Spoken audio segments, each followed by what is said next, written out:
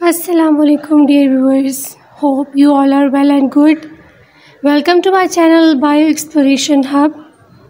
जैसे कि हमने first year bio book chapter number 1 cell structure and functions start किया हुआ है और हम उसको बारी बारी पढ़ रहे हैं टॉपिक्स बाय टॉपिक्स।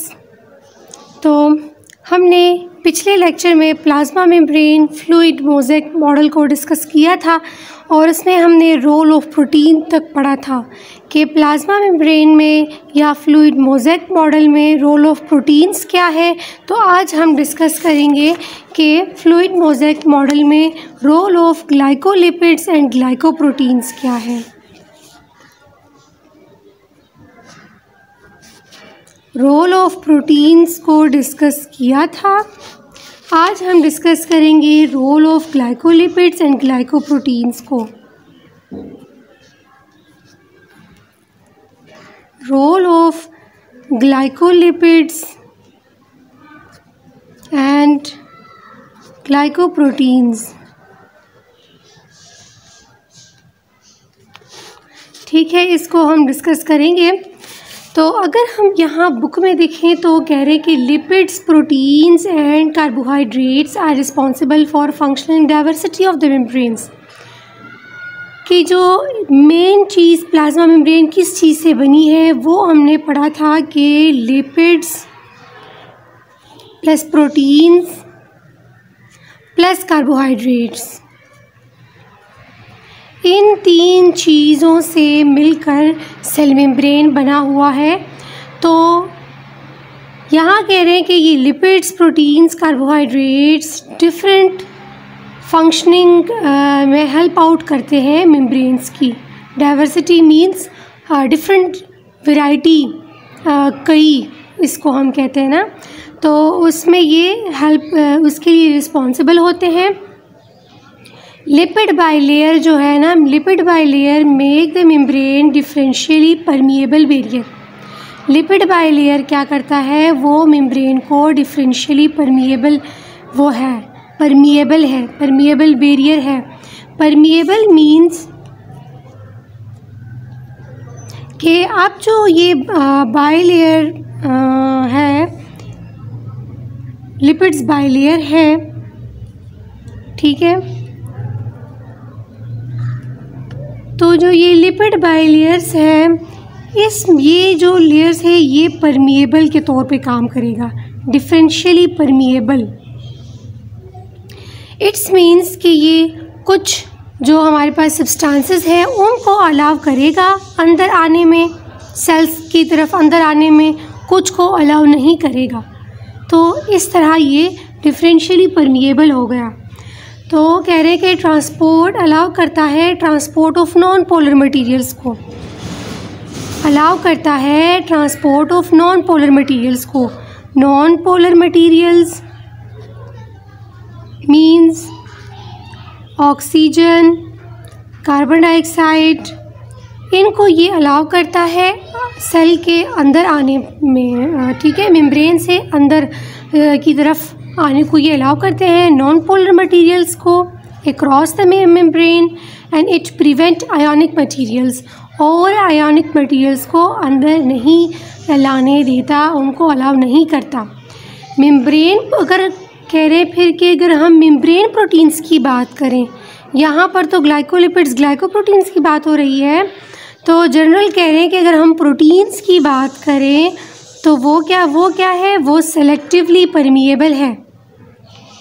प्रोटीन्स क्या है, वो सेलेक्टिवली परमिएबल है। सेलेक्टिवली परमिएबल मीन्स कि according to the need, according to the need of cell. तो अकॉर्डिंग टू द नीड जो है ना वो शो करेगा फंक्शन, मीन्स के जो सेल्स को चाहिए जो सब्सटेंसेस, तो वो उनको अलाउ करेगा या नहीं करेगा। इस तरह अगर हम यहाँ पर देखें एग्जांपल के तौर पे कि कह रहे हैं कि अगर if glucose concentration inside the cell is proper तो no more glucose can enter in the cell. अगर सेल के में ग्लूकोज कंसनट्रेशन प्रॉपर है तो मज़ीद ग्लूकोज उसमें एंटर नहीं होंगे। ठीक है। बाहर से ये अंदर से रिस्पॉन्स वो शो करेगा उसको प्रोटीन्स को कि हमें और नहीं चाहिए, तो वो एज ए रिसेप्टर काम करेगा, तो वो स्टॉप कर देगा, मज़ीद ग्लूकोज की एंट्रिंग नहीं होगी। यहाँ पर फिर एक्सट्रिंसिक प्रोटीन्स की बात हो रही है। एक्सट्रिंसिक प्रोटीन्स की अगर हम बात करें तो वो रिसेप्टर के तौर पे काम करते हैं। एक्सट्रिंसिक प्रोटीन्स जो बाहर की तरफ प्रोटीन्स प्रेजेंट है, जैसे हमने बात की थी लिपिड बाइलेयर की, तो जो बाहर की तरफ ये प्रोटीन्स प्रेजेंट है, तो ये इसकी बात हो रही है।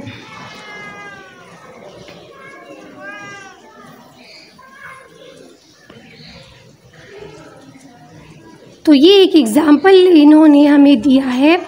तो फिर इंटीग्रल प्रोटीन्स की बात हो रही है कि वो एक्ट करते हैं। Integral proteins also called permeases. Integral proteins are also called permeases. Intrinsic proteins को परमिएजेस कहते हैं। Permeases means allow communication between organelles, ठीक है। ये क्या फंक्शन की extrinsic protein also called permeases. Permeases means allow communication between organelles.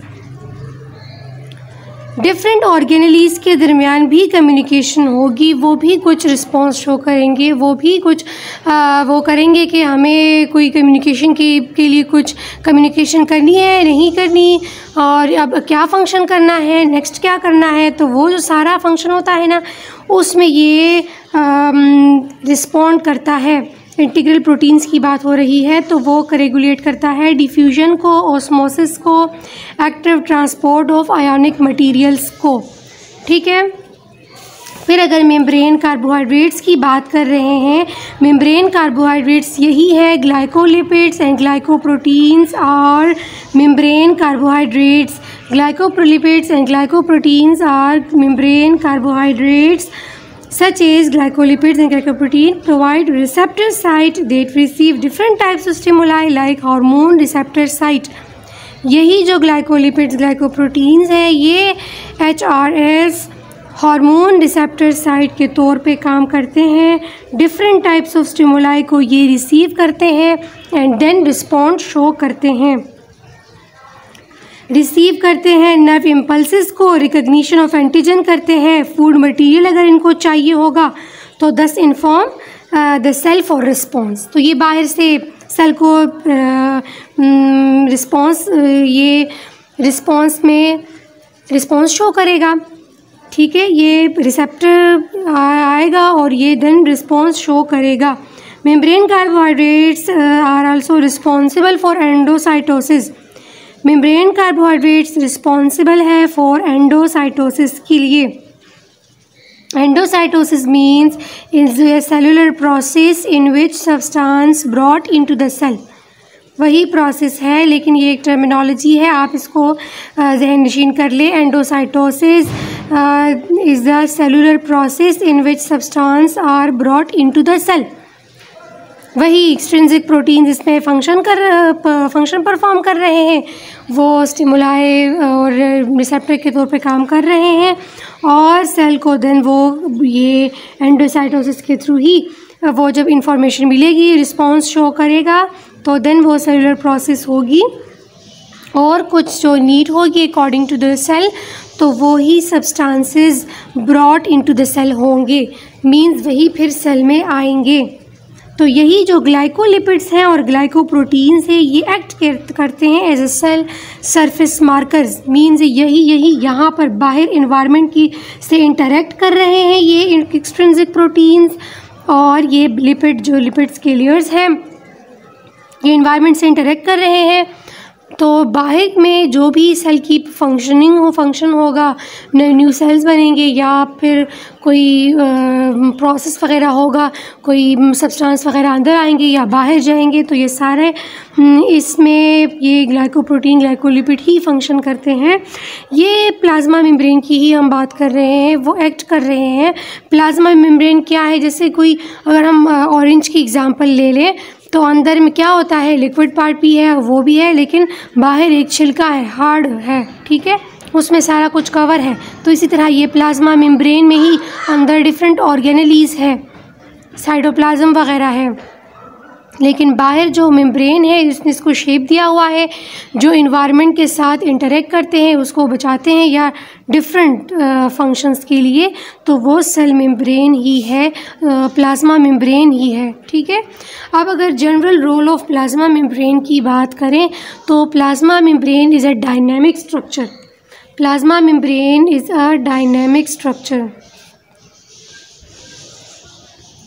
Plasma membrane is a dynamic structure.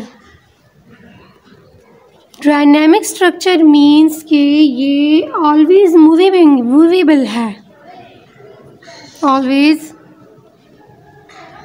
movable है। This is because the phospholipids within the plasma. This is because the phospholipids can move within the plasma membrane।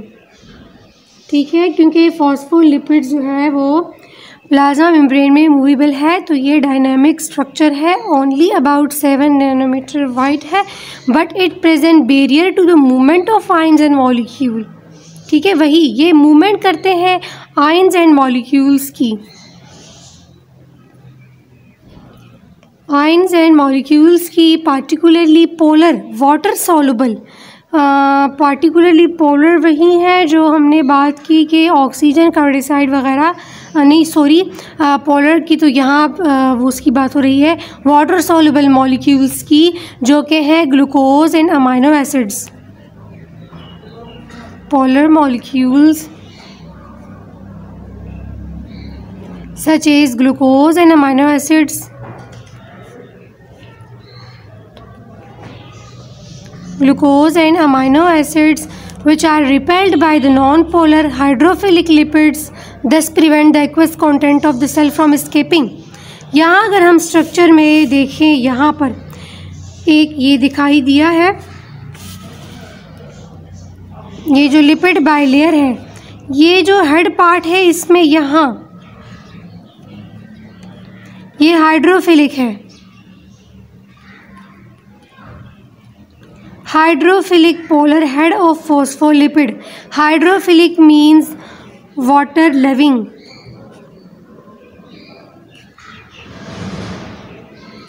और अगर नीचे की यहाँ की इसकी हम बात करें तो ये हाइड्रोफोबिक है।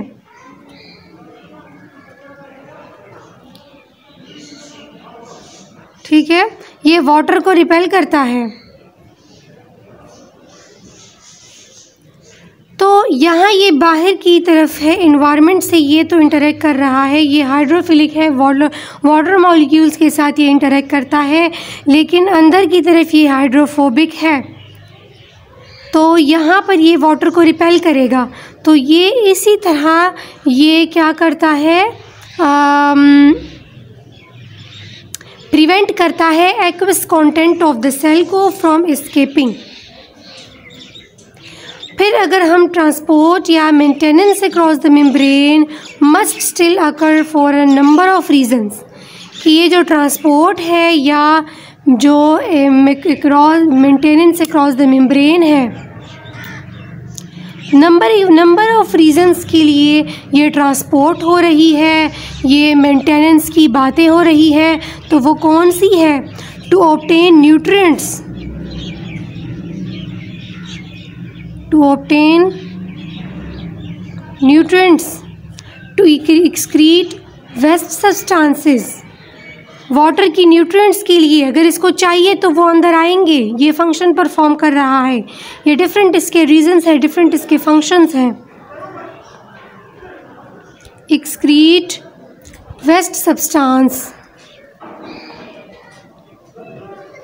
ठीक है, एक्सक्रीट करेगा वेस्ट सब्सटेंस को, for example urea, uric acid etcetera, या सिक्रीट यूजफुल सब्सटेंसेस। अगर कोई बाहर की तरफ से फ्रॉम सेल से कोई चाहिए यूजफुल सब्सटेंस, मींस हार्मोन्स वगैरह, एंजाइम्स, वो उसको भी सिक्रीट करता है।